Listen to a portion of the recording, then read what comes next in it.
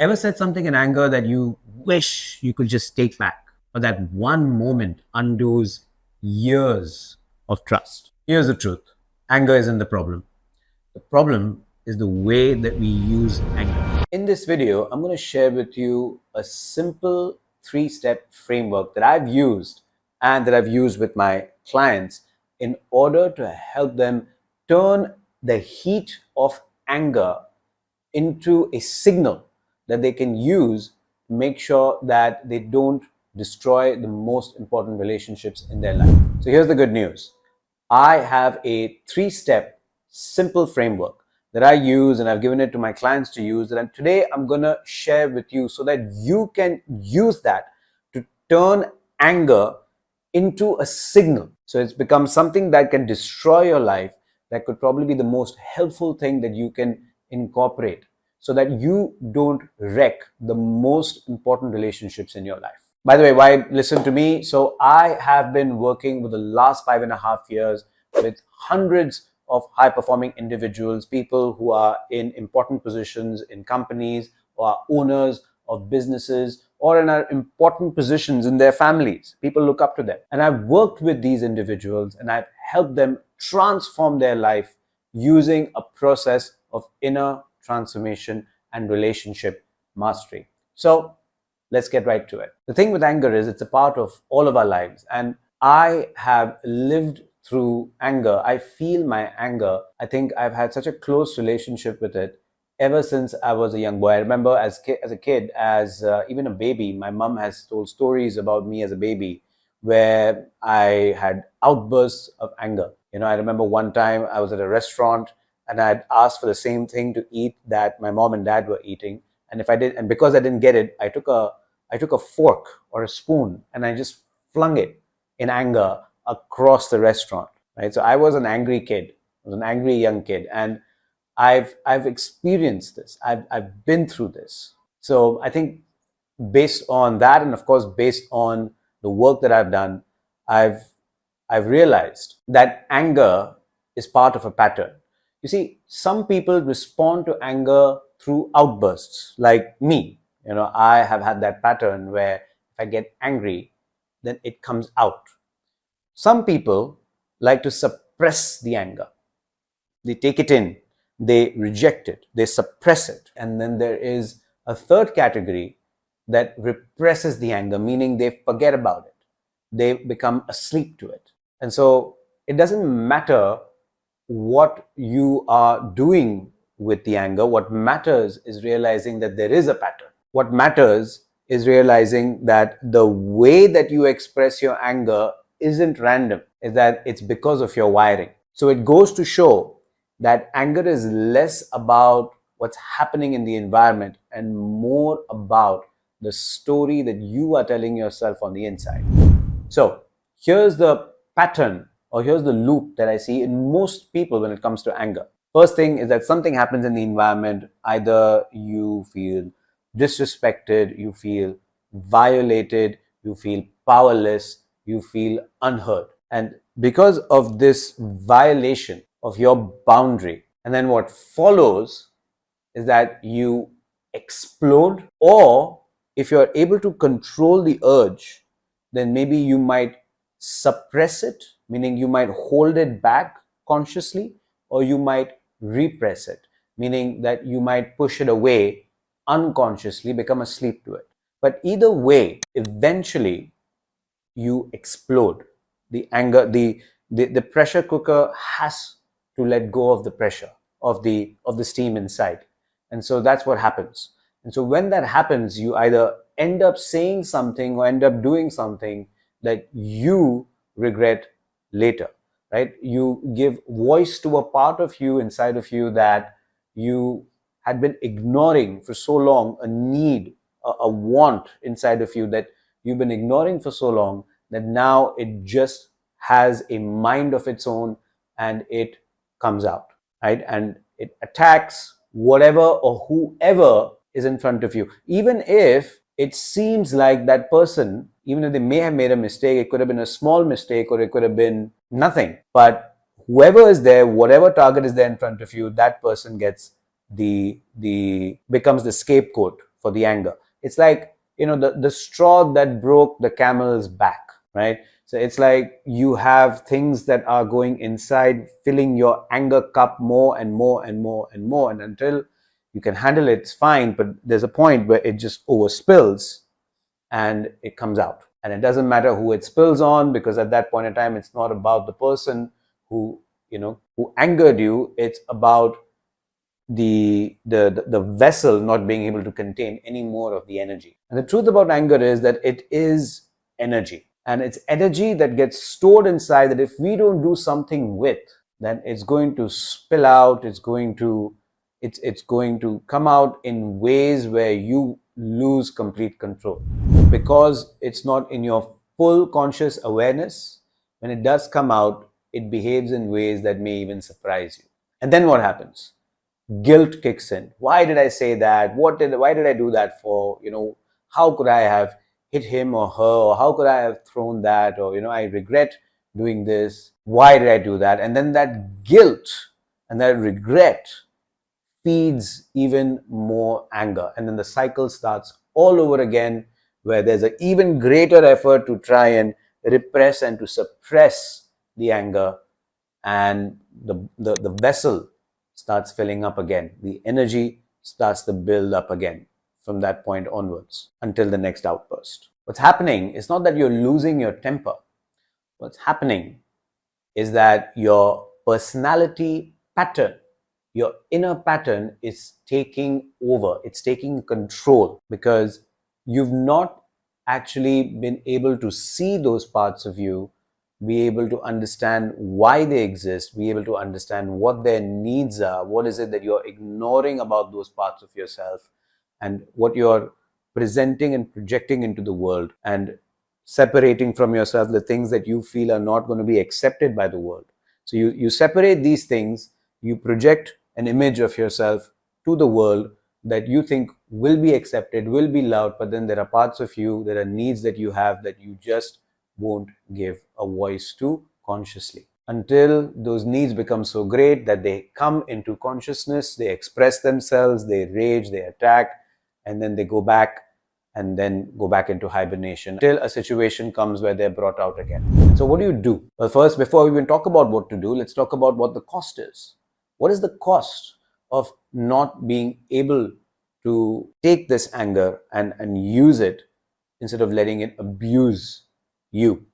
But here's an important thing, right? At home, what happens when anger takes over, right? There's relationships that fall apart, whether it's a romantic relationship, your husband or your wife that starts feeling unsafe around you, starts walking on eggshells around you, or it's family members, right?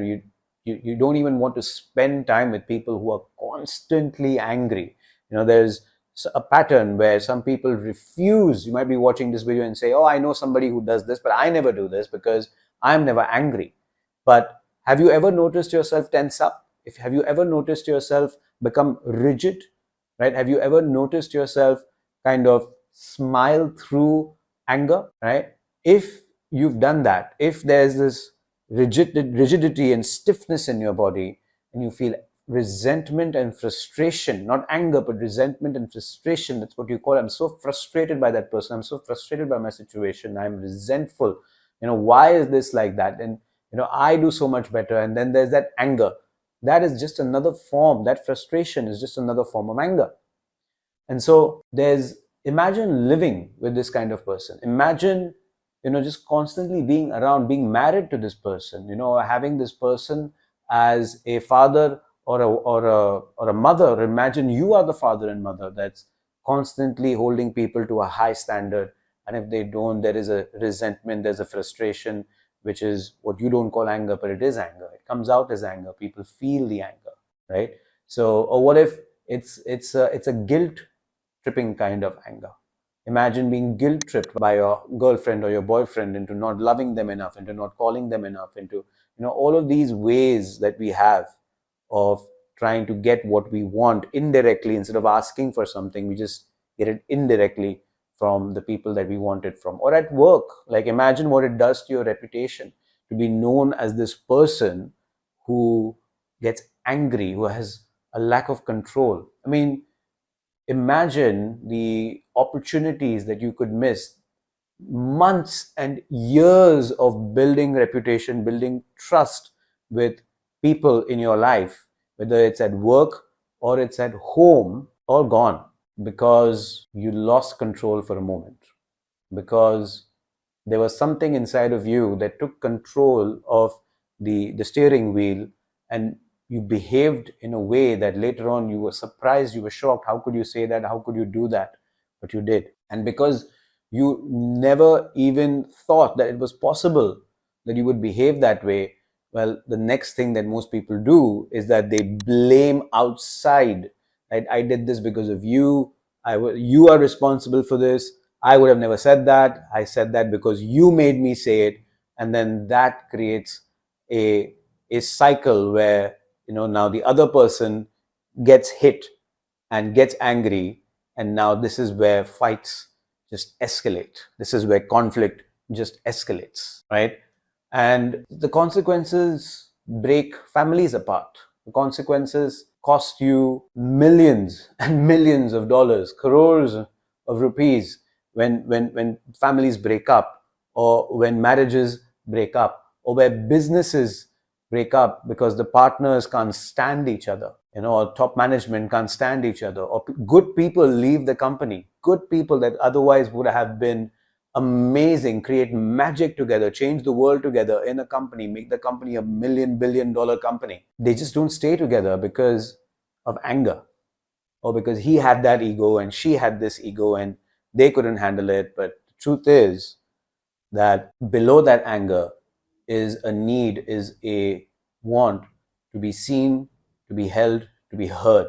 Those parts of us that we keep hidden from the world, those parts of us that desire, yearn for appreciation, yearn for validation, the child that yearns for a pat on the back from the father, or a kiss on the cheek, or a hug from the mother. It's that same pattern. The child who did not get that pat on the back or did not get that hug from the mother is that same child that gets angry when they don't get validation from our adult configuration of relationships. And so it's a pattern, right? It's a pattern. It's not real. It's a hallucination of the past that's affecting your present. Yeah, here's the pattern, right? This is, like, for example, for me, one of the biggest triggers is if someone else tries to control me. I will never let someone else try to control me. It is a trigger. And it's not that people are trying to control me. It's just that that's how I perceive it, or that's how I would perceive that sort of trigger. And so now when I feel the anger come in, I say, oh, there it is. There's that feeling.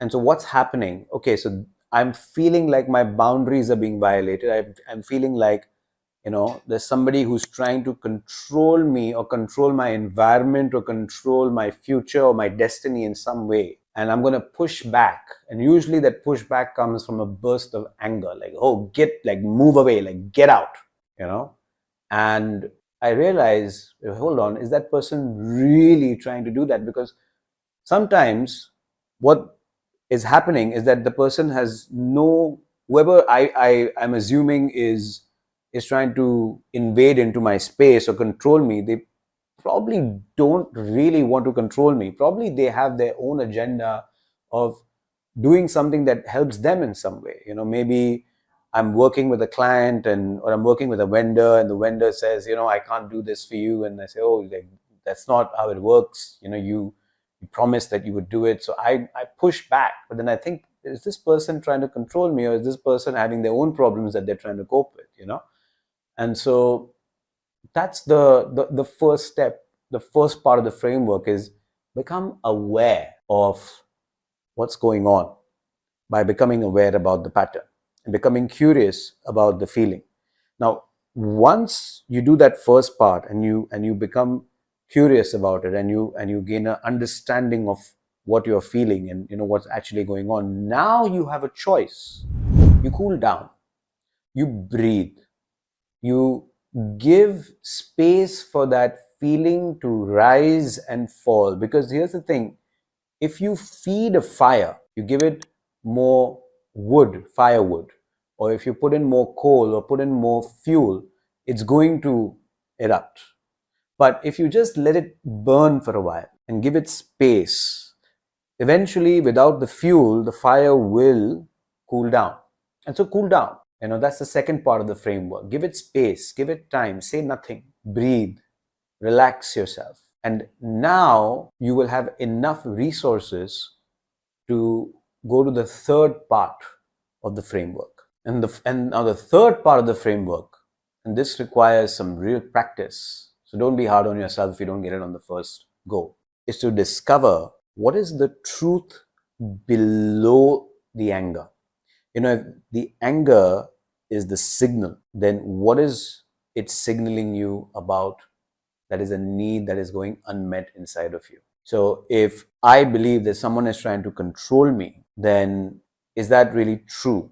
What exactly am I afraid of? So the bottom line is that if you understand the pattern and if you give enough space, then you now have an opportunity to share the truth that's really residing below the anger.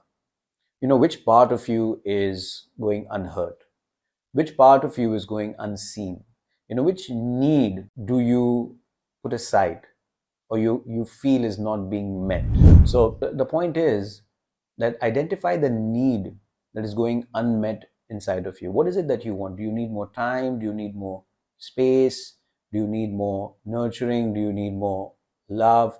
Do you just need someone to get the hell out of your way, in a nice way, but just maybe you need privacy? What is it that you need? Maybe you need quiet time. Maybe you need some peace. And instead of saying, you don't listen to me, and getting angry, and I said don't do this to me, the other thing that you could do is you could realize, okay, I need space. Can I create space? Do I have the option of, instead of doing and saying something that I'll regret later, might even hurt this person who I know deep down loves me, could I take myself out of the situation and create the space that I desire so that I can go on with my day? Or could I verbalize my need, my desire, if I believe it'll help? See, sometimes it helps. Sometimes people around you just don't have it in them to make a choice that takes into account their own needs and your needs. And that's normal. I mean, that's the world that we live in. Most of the people that we live in, most of the people in the world that we live in are asleep. And so sometimes you can go and ask someone what you need, but they might not be able to give it to you. And it's not up to them to give you what you need. It's up to you to take what you need. So is there a third way where instead of just letting them do whatever they want and you suffering, or you exacting your anger on top of them and them suffering, is there a third way where neither one of you suffers and that you can have what you want as well? And this ability to think on your feet, right, this ability to find the third way out, this third point is what it's all about, right? This is when that this is brilliance. This is the spark of genius. And it's a process, right? It is about growing up from the childish version of you to developing the adult who has the choice to make better decisions, right? And it's so simple, but we've all experienced in that moment where we did something that we regretted, or we said something that we regretted, that we feel like, man, I cannot believe that I did that, right? I could have just done this. And so the whole trick is catching yourself early. And so if there's one thing that I'd like you to take away from this video, it's that it's not that anger ruins your relationships. It's not seeing the patterns that you have that ruins your relationships. Not being aware of those patterns that ruins your relationships, that ruins your life. If you are somebody who is deeply serious about doing work to improve your personal life, to improve the way that you relate to other human beings, to improve your ability to manage your team or to be a team player, then take the assessment. And we also have a brilliant space. It's called the Breakthrough Lab, where I'm there and we have a whole community of people as well to support you on your journey to create a massive breakthrough in your life so that you can get unstuck and you can move forward to having a successful life with successful, beautiful relationships, amazing career, and to really go out there and live the life that you've always dreamt of. So if that resonates with you, join the Breakthrough Lab and make sure you do that assessment as well. I hope this has been useful. Leave a comment. Make sure you like, you subscribe as well, because I have way more of these videos coming out. You don't want to miss any of them. Take care, and I will see you soon.